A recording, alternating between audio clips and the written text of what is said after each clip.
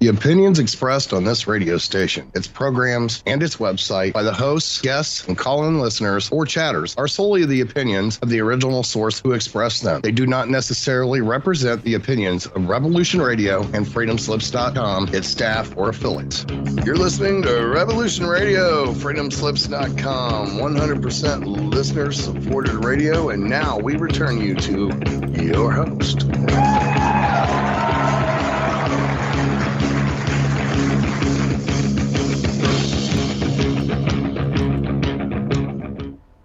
Hey, welcome back to David Mackey's Shiny Slide Out on Revolution Radio, the number one listener-supported talk radio on the net. So push the donate button and do what you need to do. Jump into the archives because they're free. You can download stuff. The website has a bunch of merch, which is really good, and you can get yourself a t-shirt, a mug, or anything you like from there. And I'm going to thank you very much for listening to Revolution Radio. This is halfway through show number 628. 820 and 600. And we're talking about the Kozyrev mirror, time travel, and remote viewing part 6. We didn't get to do part 6 last week. Technical difficulties due to daylight savings. But that's all sorted out now. So thank you very much, everyone, that all the producers have got onto that. So this is part 6 of 5 other episodes that lead up to what we're talking about. So you'll need to get yourself educated there. You can either jump to the archives, or Mickey and I have our own YouTube channel where we store the archives for us there too. So that's the way to be able to share it, like, subscribe, and comment. Because if you comment and you like, then it boosts the video numbers up. So can you do that for us? That'd be great. And we're always forever thankful for Nighthawk and his tremendous platform of Revolution Radio. Without that, we'd still be talking at dinner parties. So, I remember those, Mickey. Before we get cracking, though, just want to do one thing. You need to understand that officially there exists a version of the truth, which is fair enough, and we've given that to you in the first few shows. The official attitude toward ESP phenomena, but remote viewing in particular doesn't work. Didn't get any results. La la la. That's actually nonsense. That we know with with certainty, we know that there were results, and studies have shown there are results, and renewed interest in the subject, and this is what we're talking about today, have shown that you must approach this differently from other scientific investigations, right? So the scientific method doesn't work well here simply because you need a very specific subset of the population in order to perform your tests. Not everybody is capable of remote viewing. No, sorry, I should say this differently. Everybody is capable of remote viewing, but you have a higher chance of success if you believe in it. It's funny, true. Right? But it is completely unscientific, obviously, if you think about it. Like hard science, you believe in it, but what's the difference? So what? But it does seem to make a difference. And this is a study we're discussing with you today and have started on last week. Oh, sorry, the week before last week. Very important to understand that this has to be treated differently because, and this is why they're approaching it from an EI or EQ kind of point of view. Even in studies that showed no great success, the difference between someone who believes and someone who doesn't believe was significant in the success rate. Right? Not in whether or not they fooled themselves into believing it. People can fool themselves into believing anything. No, this was hard data that came out of this. That's right. If you believe in the possibility, or you in fact have had experience with it, let's say, right, then you would get a much better result. Right? You just would. Whereas if you don't believe in it, then you wouldn't get a result, or very good result, or no result at all, in fact, right? But from a scientific point of view, that just doesn't make any sense. Yeah, so the outcome swayed very heavily in favor of those who believed. Yeah. I mean, this is the outcome. This is scientifically tested outcome, which still has me, boggled, because it's like the double slit experiment. Yes, just watching it changes it. That's the same thing here. But thank you for bringing it up, and this is actually critically important, Dave, that you mentioned that, because I'll tell you why. The phenomena we are looking at now, right? The ESP, etc., etc. I don't care what you want to call it, but these are phenomena that go beyond what we consider normal, or what we've been taught to believe is normal. Okay, because it is convenient to do that and dismiss everything else. Those phenomena, in my opinion, exist on a quantum level. Mm-hmm. Okay, they in fact, it's the only way they could exist, and I tell you why. A remote view. Let's take remote viewing here for a second. A target remote views a location instantaneously. Yep. No matter how far away they are. It's an instantaneous information connection. The remote viewer sits down, gets the target coordinates, and remote views the location. Not in the past, not in the future. Sometimes in the past, sometimes in the future. That's right. But if it's in the present, it's immediate. The only other the only other observation like that we've come across is, of course, entanglement, where two particles have instantaneous information exchange. That's right. Completely impossible in the Einsteinian universe. Completely impossible, but nonetheless, there we are. Mm-hmm. So, all of these extrasensory perceptive or perception abilities, behaviors, abilities, whatever you want to call it, seem to exist fundamentally on a quantum level. Right? And time and space, as we understand it in our Newtonian Einsteinian view, simply don't matter. They don't matter. In fact, it's very clear when all of a sudden we remote view the past or we remote view the future. It's really fascinating as well, right? Because again, it doesn't make sense in our even in our relative or the universe of relativity. It doesn't make any sense. But so that's where we are, and this is the lens through which this study, which is called Follow-up on the U.S. Central Intelligence Agency's remote viewing experiments, and we have Alex Escola-Garçon, James Horan, Neil Dagnall, Kenneth Drinkwater, and Andrew Donovan, and they are the study's authors, if you will, and the experiments. It's a very long study. We can't share it all with you because there are tables here of data analysis. Again, happy to make it available to anyone that wants to see it. We didn't make it up. This is all from those guys, and I was going to try to find the signaling theory of emotions. Correct, and it is from www.ncbi.nml.nih.gov. That's where we have this article from. Okay, so and there's another interesting article. Isn't that bizarre that it's the NIH? I know, right? Mm-hmm. So to be clear, this is obviously an officially sanctioned and funded study in the follow-up, and now, Dave, we're at the signal theory of emotions of the report. That's correct.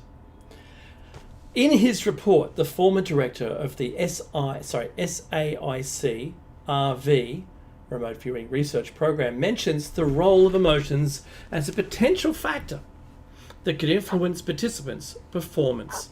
See May 1996. The possible influence of emotions on remote viewing testing was also mentioned in other subsequent publications, and that talks about example here, May and Marwaha in 2018. Recently, Escola, Gascon and all 2022b, published with Cell Press, a report on anomalous cognitions showing a quadratic relationship between the use of emotions and hits on precognition tests. Although the hits on precognition tests were unsuccessful, the significant relationship between perceived emotional intelligence, EI, and its hits supports the possibility that EI may be an influential cognitive factor in the use of anomalous cognitions. One of the criticisms the author receives was that they measured perceived EI using self-report questionnaires and not as a formal cognitive ability. Therefore, one possibility for extending research on RV would be to include the assessment of EI as a cognitive attribute mediating the outcomes of anomalous cognitions. In the following paragraph, we propose a possible theoretical approach that could justify this association. Meki. Okay, Salovey and Mayer, 1990, which is the study, developed a theoretical model of emotions and the meaning of EI, or emotional intelligence, or emotional quotient. They viewed emotions as behaviors that emit signals with psychological meanings that are decoded by the receiving individuals or the environment. See here, Mayer and Geyer, 1996. This decoding usually involves the activation of rational strategic reasoning and cognitive reasoning based on intuition and experience. Again, Mayer et al., 2000. Both are grounded in dual models of cognitive processing, Evans 2003 and Osman 2004. Similarly, the contents of decoding vary according to multiple factors ranging from sociocultural variables to more biological issues or individual differences. Again, here, Mayer and Salovey, 1995. Within this model, EI is understood as a skill set to identify, discriminate, generate, and apply one's own emotions and those of others, as well as to use them for redirecting one's own thoughts or behaviors. Salovey and Mayer in 1990. Therefore, EI is not a personality trait, but a cognitive attribute that is independent of the classical construct of general intelligence. Mayer and Associates, 2002, as well as Mayer Associates, 2016. Mayer created a cognitive assessment instrument with hits and misses to test EI, which was called the Mayer-Salovey-Caruso Emotional Intelligence Test, the MSCIET. The rationale for linking EI to RV outcomes draws on the proposal that anomalous cognition, or anomalous cognitions, function as a crawl by an individual in search of distant information. And we got May and Utz here, 96, 95, 96, and 2018.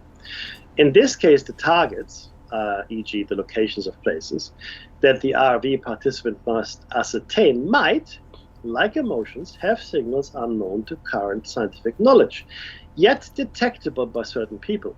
I need to repeat this. In this case, the targets, for example, the locations of places, that the RV participants must ascertain might, this is important, like emotions, so the places, okay, they have signals unknown to current scientific knowledge, yet detectable by certain people. Again, it's a subset of the population that can do this, not everybody necessarily.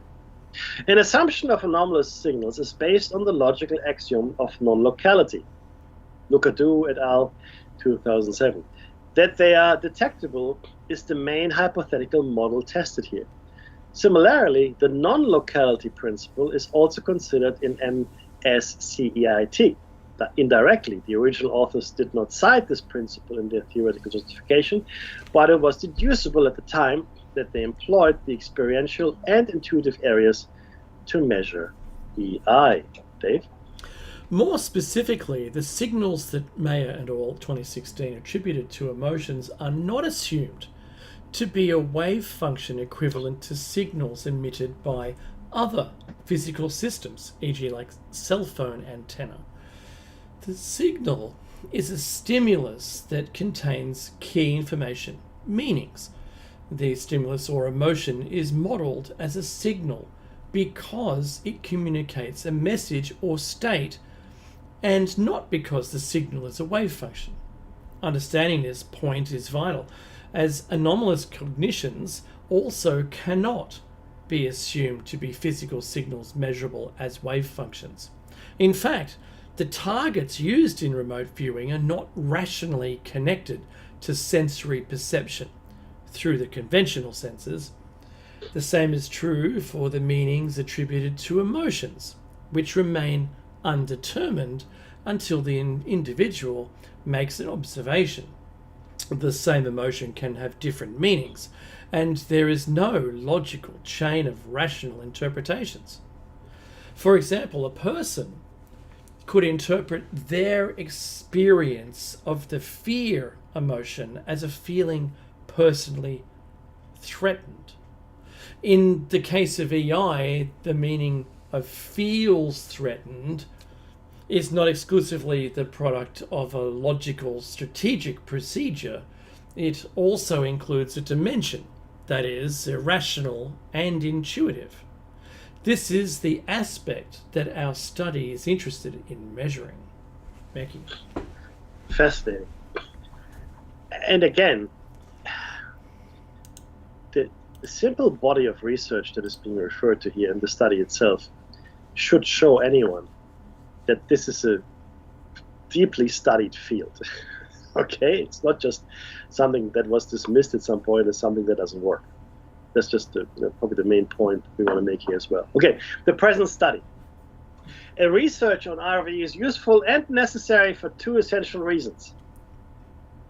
First, it represents one of the frontiers of current knowledge.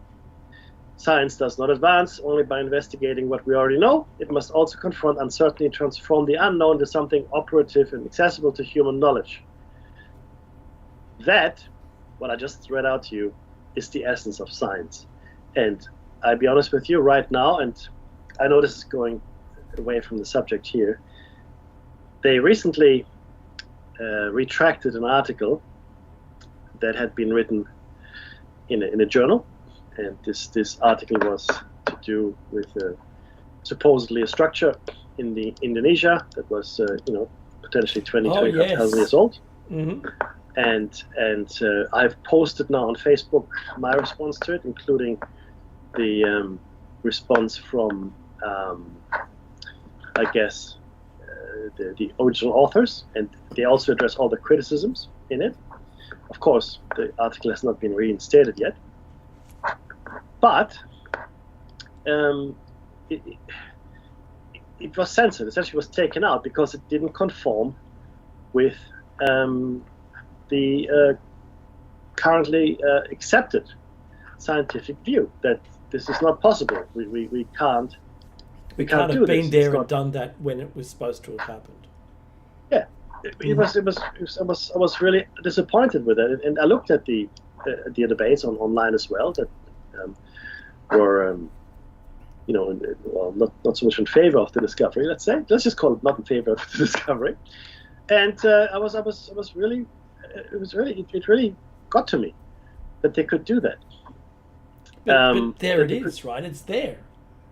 Well, yeah, there it is. And look, do your own research. Understand that the response that the original researchers gave to the removal. This is hot off the press. Graham Hancock, of course, he was there, and he has weighed in on it. But the authors actually sent a response to the arguments as to why it should be removed. I'm not going to mention the name here of the site. No, is this the one that is it Dawkins? Who was it that went there? It was in his No. So Graham Hancock went there. Graham Hancock, yeah. He went there and he looked at it and he thought this is amazing. It was actually part of his Ancient Armageddon. Series, Ancient Apocalypse series. It was actually part of it. And the scientists that have been there, they've been there for years studying this thing. Okay. And you know what they got hung up on? That they called it a pyramid because it doesn't really fit the shape of a classical pyramid. That's one of the things they got hung up on. I mean, it's like you bring up this wonderful statement of work, Dave. You create a proposal, and then we really should have put a comma there, Dave. It's like, that's what? Right. What? But yeah, sorry. So I get off track here. But this is because that's what science is. We don't know. Let's figure out what we don't know. And if we're wrong, okay, let's be wrong. Okay. Anyway, let's keep going. Second, theorists currently lack knowledge of many of the regulating mechanisms of human perception and cognition. True. indeed, we should not exclude RV phenomena from the study of sensory and cognitive processes because there's evidence that indicates anomalous cognition ontologically represent more than methodological or statistical artifacts, perceptual disturbances, or clinical symptoms. Now, what they're saying is, we shouldn't dismiss RV phenomena from our study of sensory and cognitive processes because there's evidence that they're not just errors or mental illnesses, okay, or statistical errors, in fact, right? Or some kind of other error that might occur. There's evidence that this seems to be a thing, okay? So they're saying, hey, first of all, science should really be looking at this because this is new and, we should really investigate it. Secondly, not only should we look at it, but it seems like there really is something here. Guys and girls, there really seems to be something here. Now, okay, back to the study. This study does not a priori affirm or deny the ontological existence of psi phenomena. Instead, the authors scrutinize anomalous phenomena in statistical and falsificationist terms. More concretely, we, the authors, analyze differences between observed results and estimated expectations to verify the findings of the SAIC experiments as per Hyman's 1996 recommendations. Strictly speaking, any significant results would not validate the existence of anomalous processes in RV phenomena, but would strengthen the hypothesis in favor of psi-related RV. Such an outcome would provide an important update on the status of these phenomena. Furthermore, the authors analyzed the association between experiential-based emotional processes and RV outcomes, particularly the relationship between the experiential area of EI and the participants' hit rate. So they really wanted to see if there's a correlation between, I guess, high EI and high RV abilities. If the targets were to function analogously to the experiential facet of EI, this would lend credence to the hypothesis that emotions play a key role in generating anomalous RV phenomena. The main difference with the MSCEIT model of EI is that in RV, the strategic facet would not be used because there would be no sensory contact between the participant and the target. Now, to be very clear here, so they're using emotions here. And you know what the funny thing is, Dave? Before we go on here? We still don't know why we have emotions. Emotions. How do emotions help us do anything, especially non-specific or non-survival driven emotions? Yeah. Like in the animal kingdom, we can't really say they're emotions. There probably are. We see tenderness displayed in certain primates and other animals. I'm sure they do. Mm-hmm. They are, right? But human beings are they're action-packed with complex emotions. That's right. And the question is, why? You know what animals don't do? And Blake put it beautifully in a poem. They never complain. Animals don't complain. And they don't self-pity either. Right? And if you haven't read the Blake poem, I'll try to find it while Dave is reading. But animals don't complain. Humans complain all the time. Okay? And it's fascinating. And other emotions are seemingly only ours. Okay? They're not anyone else's. No other animal seems to display these emotions or have these emotions. It is really astounding. Right? And so you have to ask yourself, well, why do we have emotions? Is it a function of our quantum field? Is it a bleed from some place where these emotions actually make sense? The answer I have no idea. Of course, that's the answer. I don't know. But certainly. Now there's a whole bunch of methodology now on the experiment. We won't be getting into this because it is too technical, I think. Oh, look, I don't know, Dave, do you want to go through the methods? Can, I guess. So Yeah, not the diagram itself. I've shown the diagram to the audience. Okay, that's good.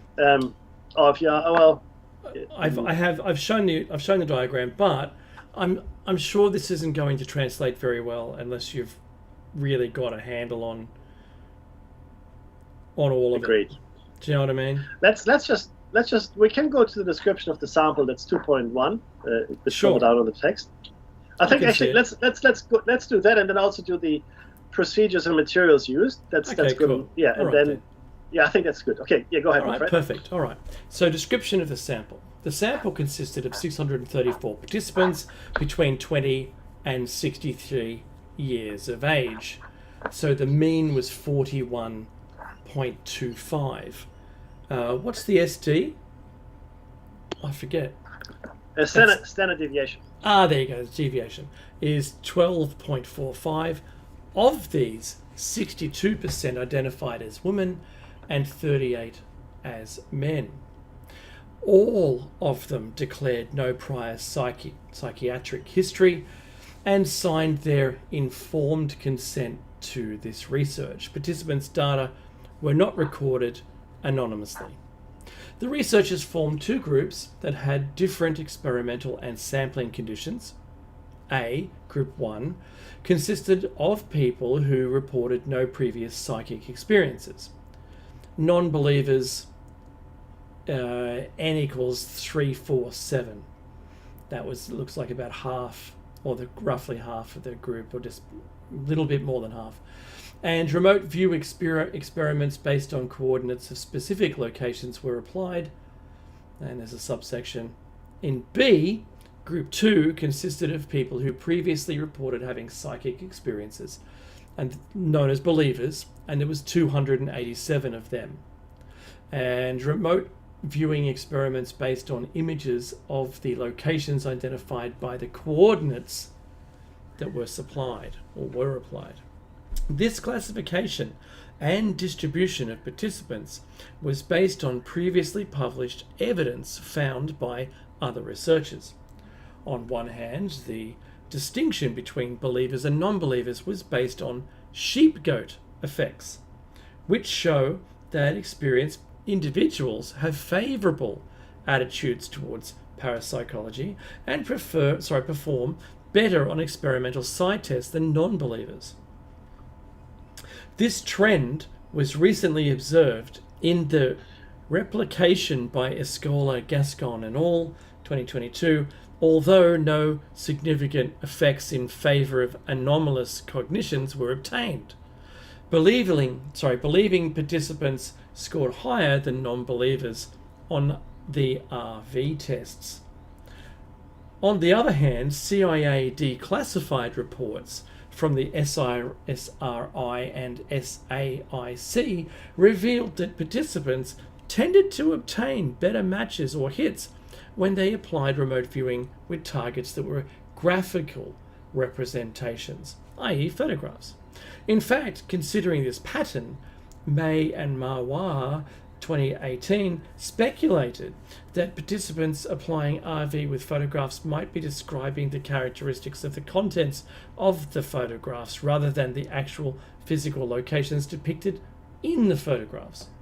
If the previous evidence was correct, generating believer photographs and non-believer coordinate groups should maximize the observed statistical differences in scores between the both. Therefore, the criterion concerning why these two groups were formed was supported by the previous statistical evidence, and we aimed to find out whether the previous evidence remained stable in the present replication. Meki. Two things. One, as you can see, these are still active studies that are being undertaken today, 2022, 2018. So this is still a field of study today, not just in the 90s and 60s and 70s, whatever, but this is being studied still today. One. Two, I was wrong. Sorry, and I feel like a mini ME, because I would have put $1,000 on the fact that Blake wrote this. It wasn't William Blake, it was D.H. Lawrence. And what he wrote was this: I never saw a wild thing sorry for itself. A small bird will drop frozen dead from a bough without ever having felt sorry for itself. Wow. That was my quote around emotions. Oh, it's a beautiful piece of written language right there. But I could have sworn it was William Blake. I'm wrong. In this universe. It was D.H. Lawrence. There you go. No self-pity for animals, and they just don't have it. Right? Anyway, going back to the text, procedures and materials used. Okay, and this is an explanation of the conditions of the new RV experiment. A RV experiment model was designed based on the techniques used in the SAIC, as well as forced choice designs. The interjudge design, applied in the original RV experiments, was discarded due to the associated methodological problems detected in the last decades and for being highly unstable. Additionally, Hyman, 1996, and other skeptical researchers criticized this design because the judges who evaluated participants' responses in the original experiments, determining to what degree participants' RV responses matched or not matched the targets, were not external to or independent of the SRI and SAIC centers, research centers. Excuse me. In our case, RV targets, i.e. targets to be guessed, corresponded to the locations of 4 types of places: A, military bases; B, hospitals; C, schools or educational centers; and D, cemeteries. The authors selected sites for their government interest and status as strategic locations in the event of conflict or outright war. 32 targets were registered, 8 each of military bases, hospitals, schools, and cemeteries. The numbers were equivalent to ensure equal probability of target type. The registration of the targets was applied via 2 means. A, the geographical coordinates of their location were taken, and B, exact images of the point indicating the coordinates were extracted from Google Maps.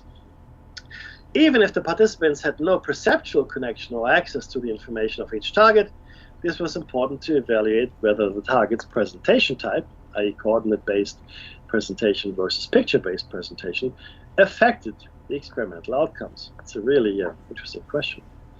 Each participant performed 32 trials. In each trial, one of the 32 locations was randomly selected beforehand.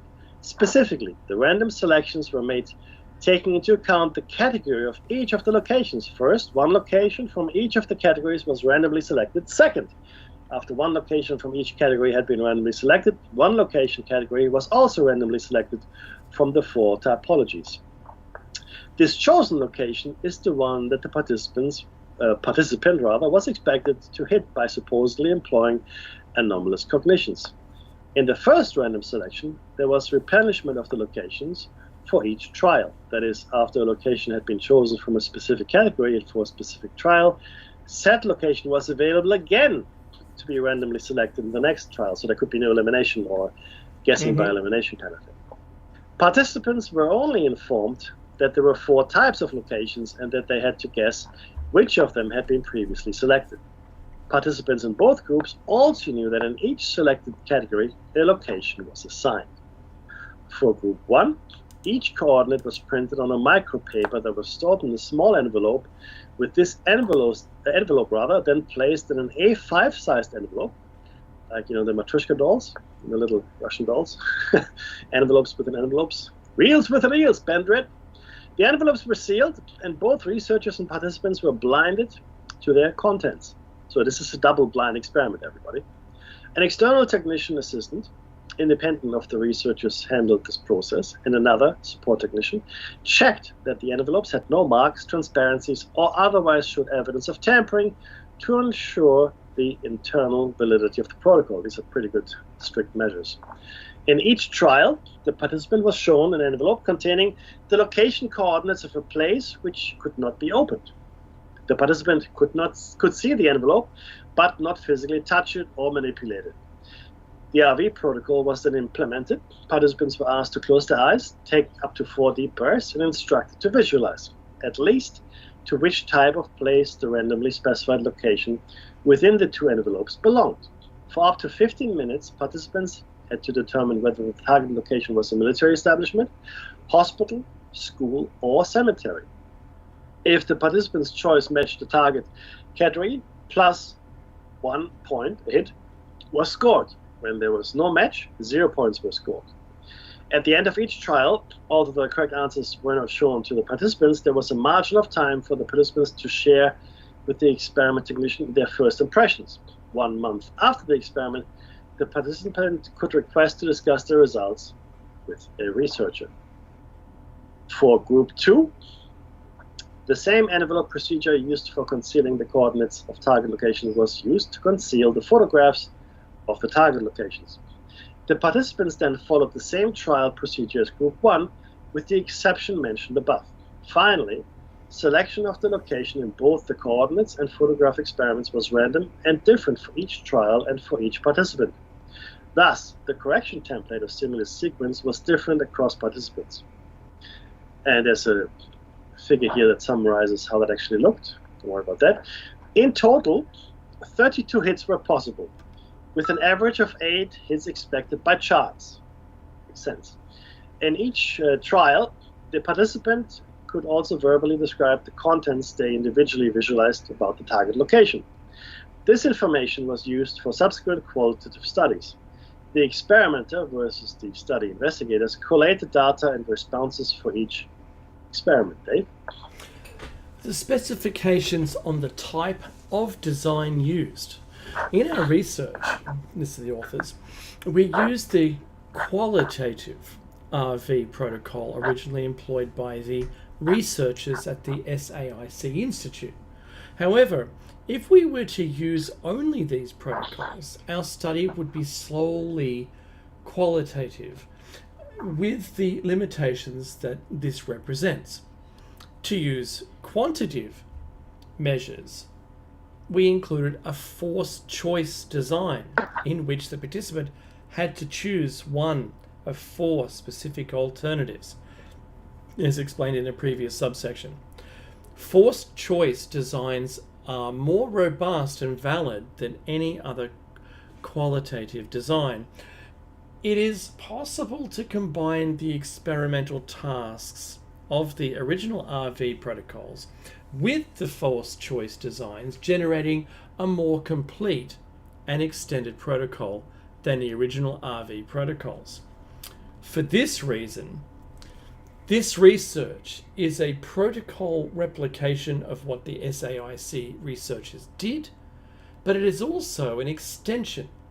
As we integrate the forced choice protocols as outlined in a previous subsection, clarifying this issue is crucial to avoid confusion and to better substantiate why we consider the present study a replication and also an improved extension of the original investigation that the CIA commissioned.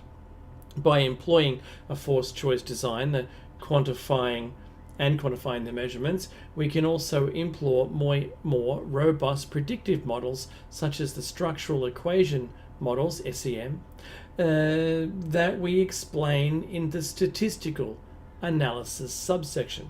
We hope to provide qualitative analysis in future reports. The present research focuses on the quantitative and forced version attribute to RV. Meki. Sorry, I was looking ahead there. My apologies. Experimental controls. Yeah. The controls for the experiment address the major methodological limitations of the SRI and SAIC experiments. Below outlines how the critical points highlighted by UTS in 95, 96, and 2018 were resolved in the present study. So essentially what the study is doing is obviously addressing previous criticisms of the CIA commission studies, and this is how they were addressed. Firstly, one of the problems with the CIA-funded SIR experiments was random selection of targets without replacement, such that when a target was chosen, it was precluded from being chosen in the other trials. Now, both Utz and Hyman noted that this practice could provide clues to the participants about the category to which the targets belonged. Thus, the design employed target replacement. Another criticism of the SAIC experiments related to the coordinates of the targets. In the original experiments, the target's coordinates were shown to the participants. Hence, participants knew the coordinates of the target that they were to describe. If any participant knew how to rationally interpret the coordinates of a function, this could reveal an approximate location and facilitate a guess. Accordingly, we concealed the coordinates from each participant using the envelope procedure, as outlined in the section above. And participants could neither handle nor manipulate the envelopes. Thirdly, Hyman noted that the lack of double-blind conditions with the participants and researchers in the original experiment could have led to unwitting cueing of correct targets. Therefore, our participants had no contact with the researcher during the execution of the experiment. Instead, an experiment technician oversaw the protocol. Also, the technician and the participant were unaware of the random target selections. The computerized random selections and envelopes were prepared by an assistant independent of the experimenters and investigators, stored in a locked cabinet and given to the experiment technician only at the time of the investigation. Additionally, the researchers had no contact with the independent assistant who made the random selections. This triple blind, not just double blind, but triple blind technique guaranteed methodological rigor with respect to conscious or unconscious cueing. Finally, participants did not have access to the computer that made the selections or to the envelopes with the coordinates. Now, I do science a lot. I do like science. I like the scientific method. This is probably one of the most rigorous experimental protocols I've seen. You're not even shown the coordinates or the photograph. No, nothing. That is extraordinary. Yeah. And there's no contact with anyone that gives any cueing to anything. This is That's right. I mean, this is really this triple blind. Double blind is usually a good standard. Okay, double blind experiment, but triple blind. That's if whatever results you get from hits this, at all. That's right. Whatever result you get from this, positive or negative, you have to take seriously. Yeah, that's right. And I'll be honest with you, I haven't read the entire study yet, so I don't know if it's positive or negative. We'll find out, I'm sure. We will indeed. Go ahead, my friend. So we're doing the 2.3? Yes, we can, yeah. The Mayer Solovey Caruso Emotional Intelligence Test, otherwise known as MSCEIT. It was developed based on the model of dual information processing. That's Mayer et al. 2016. This measure consists of 8 dimensions or tests that, when grouped together, are amenable to structural equation modeling of EI theory. These dimensions and their associated activities and means of assessment are A. Faces, a task that determines whether the participant knows how to correctly recognize emotions in other people's faces. B. Drawings, an activity in which the participant must identify what emotions are being depicted in different representations of art, music, and activities in the environment. C. Facilitation, a cognitive task that examines the degree to which the participant is able to understand how moods influence behavior and thinking. D. Sensations, measures the degree to which the individual is able to correctly relate the emotions he or she feels to primitive sensations such as light, color, and temperature. E. Changes, assesses the degree to which the subject understands a chain of emotions and how emotions develop. F. Combinations, examines the participant's ability to classify and organize emotions into complex sets that define feelings. G. Emotional management, analyzes the individual's ability to employ their emotions and use them in decision-making processes. And lastly, H. Emotional relationship, measures the same as the previous task, but instead of using their own emotions, the individual works with the emotions of others. The scores for these 6 dimensions are converted to EI quotients, EQ, per respective normative groups. In this research, we use the sex-differentiated normative groups belonging to the general Spanish population. See Mayer et al. 2016. These dimensions are grouped into 4 categories, i.e. perception, facilitation, comprehension, and management, which form 2 large areas corresponding to dual models of cognition. The strategic area, the analytical type reasoning, and the experiential area, intuitive reasoning. Both areas collectively produce a total score of EI. The second order factors can be combined to form more summarized structures. For example, the 8 dimensions can be used directly to estimate the 2 areas of intelligence that are of interest to our research, that is, the strategic experimental areas, Mayer et al. 2003. Finally, we should emphasize that the reliability coefficients and internal consistency of MSCEIT scores in the present samples were acceptable across all dimensions. Alpha coefficient was greater than 0.08 and McDonald's omega greater than 0.08. Meki. So, yeah, look, the next 2 sections are sampling and statistical analysis that might put our readers to, our listeners to readers, our listeners to sleep. Readers, yeah, thanks. It's not, I mean, again, it's available, and more than happy to make, of course, the entire study available. It's certainly out in the world, so we won't go into that too much. What we do want to go to, though, are the results, in my opinion, and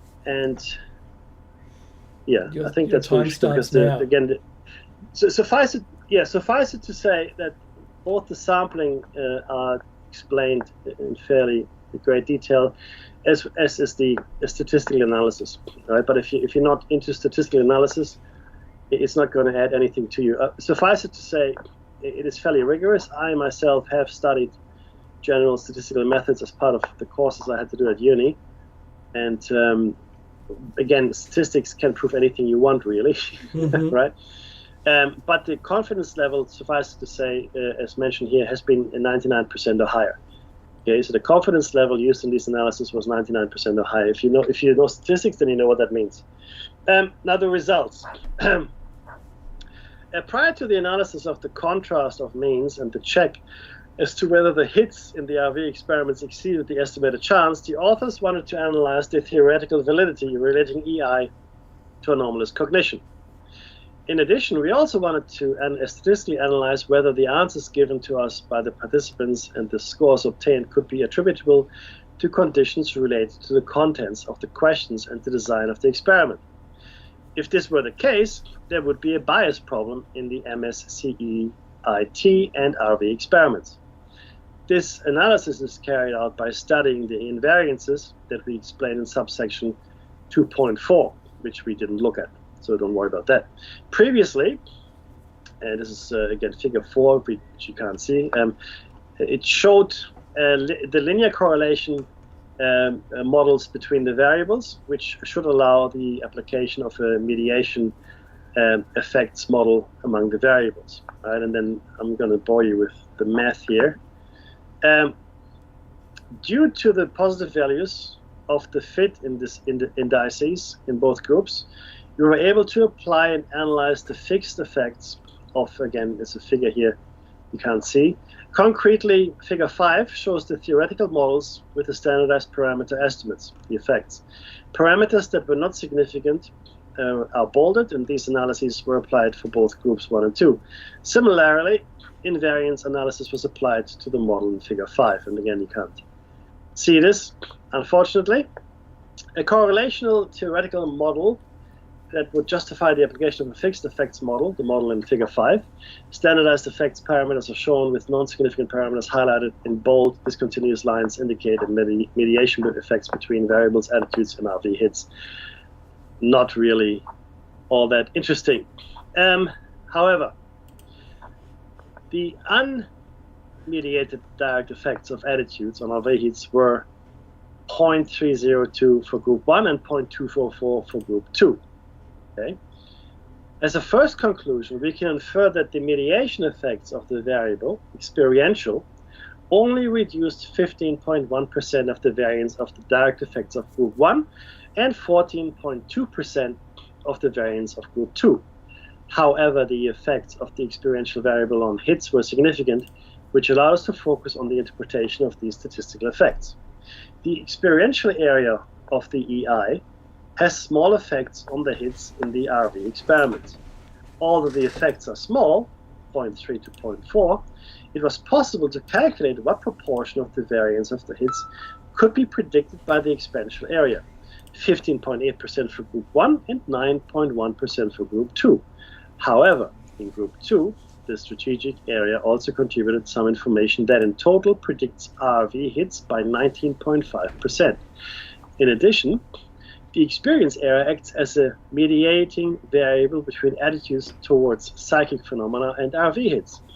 This observation complements the sheep-goat effect, where greater belief in the paranormal positively correlates with greater sensitivity to internal and external stimuli, and you get Thalborn in 2001, 2003, and 2012. Look, there are a whole bunch of tables here which have the statistical analysis of it. Okay, all fit indices, including the chi-square index, which is usually very sensitive to this type of analysis, supported the validity of the model in both groups 1 and 2. This result indicates a robust relationship between EI and hits in the RV experiments. I'll say this again. This result indicates a robust relationship between EI and hits in the RV experiments.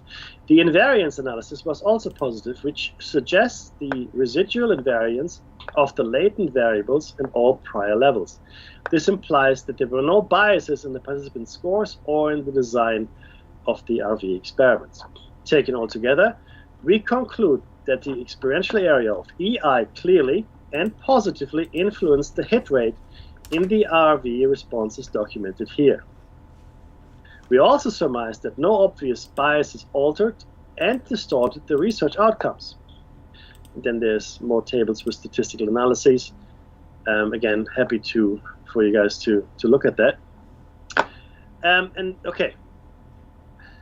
Analysis found significant differences in small to moderate effect sizes. Okay. In general, group 2 scores exceeded those of group 1. Specifically, R hits increased in group 2 by almost 1 standard deviation over group 1. The highest effects were found for the attitude towards psychic phenomena, and then this is referring to table 2. This increase in effect size could be explained by the fact that participants in group 1 reported no prior psychic experiences, whereas those in group 2 did. The same logic applies to increases in scores on the EI variables. The intercepts were clearly significant and represent the average value that would be obtained on the dependent variables when the value of x is equal to 0 in the function. Finally, the latent mean revealed that the group 2 EI mean differed from the group 1 mean by up to 3 standard deviations applied to the standardized factor score. This is a more robust effect to consider rather than the direct difference observed for this variable. With these intercepts, this logic cannot be applied, as it requires setting the group 1 intercepts to 0, which would mathematically nullify the analysis because there's more than 1 0 involved. Table 3, which is the next table here, provides the most important analysis of whether the hits were able to exceed the estimated mathematical expectations. Because these analyses are provocative to the skeptical approach of the authors, we wanted to include a division of the sample by systematically differentiating between participants with high levels of experiential EI and those with low levels.